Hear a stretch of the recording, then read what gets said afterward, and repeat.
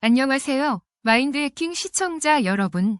저는 스포츠 과학자 김상희입니다. 오늘은 스포츠 과학과 재활의학의 관점에서 많은 분들이 궁금해하시는 질문에 대해 이야기 나눠보겠습니다.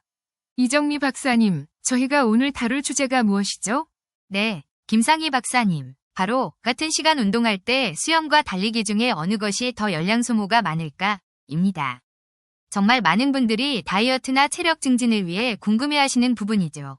맞습니다. 단순히 숫자 하나로 단정하기 어려운 부분인데요. 스포츠 과학적으로 볼 때 운동 중 열량 소모는 기본적으로 운동 강도, 운동 시간, 그리고 체중을 포함한 개인의 신체 특성에 따라 크게 달라집니다. 같은 시간이라면 강도가 핵심 변수죠.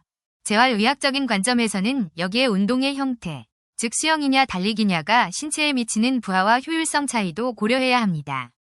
달리기는 체중 부하 운동이라 중력에 저항하며 움직여야 하지만 수영은 부력 덕분에 체중 부하가 거의 없죠. 그렇습니다. 달리기 시에는 체중이 많이 나갈수록 같은 속도로 뛰어도 소모하는 열량이 증가합니다. 체중을 이동시키는데 에너지가 더 필요하기 때문이죠. 반면 수영은 체중보다는 물의 저항과 자신의 기술이 더 큰 영향을 미칩니다. 매우 중요한 포인트네요. 수영이 부상 위험이나 관절 부하가 적어 재활 환자나 노년층에게 추천되지만 열량 소모 측면에서는 기술이 중요하군요.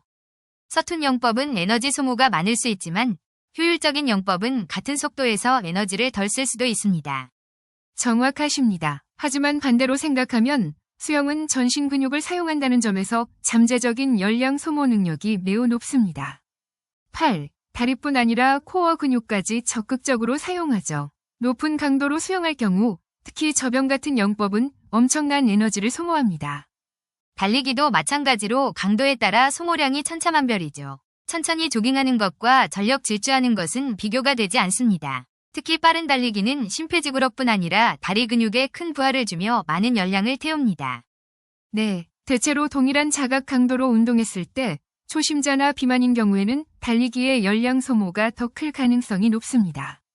체중 부하 효과 때문이죠. 하지만 두 운동 모두 고강도로 수행한다면 분당 열량 소모량은 매우 높아집니다.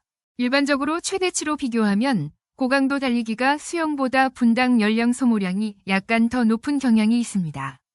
그렇군요. 결국 어떤 운동이 더 우월하다고 단정하기보다는 어떤 강도로 수행하느냐, 개인의 숙련도와 신체 조건이 어떠하느냐에 따라 달라진다는 말씀이시네요. 재활 관점에서는 무릎이나 발목이 안 좋다면 당연히 수영이 우선이고 심폐기능 강화가 주 목적이라면 두 운동 모두 훌륭한 선택이 될 수 있습니다. 맞습니다. 같은 시간 운동 시 열량 소모량은 운동 종류 자체보다는 얼마나 열심히, 얼마나 효율적으로 움직이는가에 달려있다고 볼 수 있습니다. 다만 평균적인 강도를 가정한다면 체중 부하가 있는 달리기가 조금 더 유리할 수도 있지만 수영 역시 전신 운동 효과와 낮은 부상 위험이라는 큰 장점이 있습니다. 결론적으로 두 운동 모두 같은 시간 동안 얼마나 노력하느냐에 따라 열량 소모량은 달라지며 개인의 건강 상태와 목표에 맞는 운동을 꾸준히 하는 것이 가장 중요하겠네요. 네, 이정미 박사님 말씀처럼 결국 꾸준함이 핵심입니다.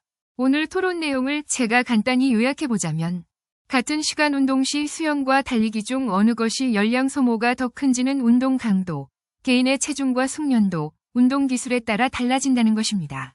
일반적으로 고강도 운동 시에는 두 운동 모두 높은 열량을 소모하지만 체중 부하가 있는 달리기가 분당 최대 열량 소모량은 약간 더 높을 수 있습니다. 하지만 수영은 전신 운동 효과와 낮은 관절 부하라는 장점이 있어 개인의 상황에 맞게 선택하는 것이 중요합니다. 시청해주신 여러분, 감사드립니다.